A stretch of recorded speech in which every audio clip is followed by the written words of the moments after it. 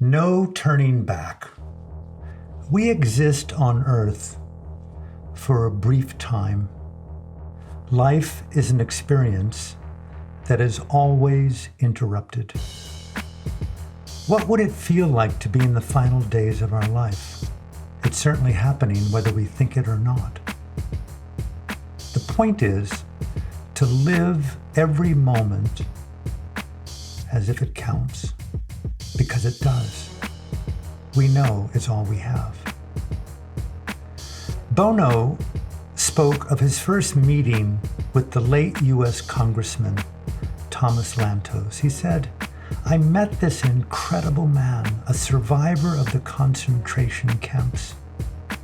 And he told me that years later, it wasn't the brutality in the camps that haunted him, but the blank stares of the faces as they were loaded onto the trains."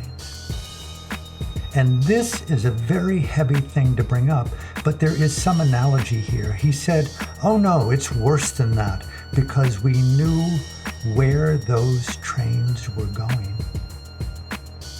And so I asked him if I could use the analogy, and he said yes. And that's what our generation has to do. We've got to go down and lie across the tracks. Greta Thunberg, in her impassioned United Nations speech, told the world a stark truth. "You have stolen my dreams and my childhood with your empty words. And yet, I'm one of the lucky ones. People are suffering. People are dying. Entire ecosystems are collapsing. We are in the beginning of a mass extinction, and all you can talk about is money and fairy tales of eternal economic growth. How dare you?" In describing his liberation into activism, Václav Havel said that I stopped waiting for the world to improve and exercised my right to intervene in that world. Petra Kelly, co-founder of the German Green Party, stated the need for collective action much more bluntly, saying, "If we, the generation that faces the next century, don't do the impossible, we shall be faced with the unthinkable." And how to do the impossible? Who really knows, right?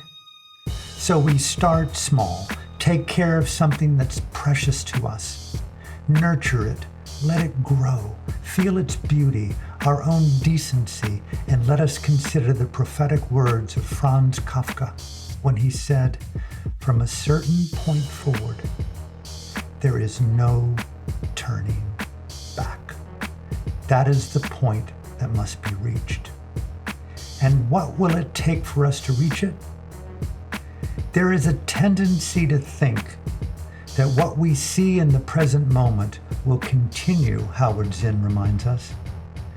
We forget how often we have been astonished by the sudden crumbling of institutions, by extraordinary changes in people's thoughts, by unexpected eruptions of rebellion against tyrannies, by the quick collapse of systems of power that seemed invincible.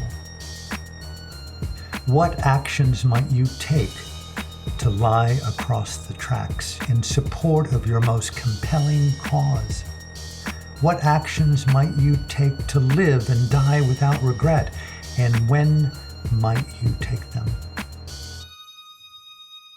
Back on March 22, 1956, Martin Luther King Jr. stated, "Ordinarily, a person leaving a courtroom with a conviction behind him would wear a somber face, but I left with a smile.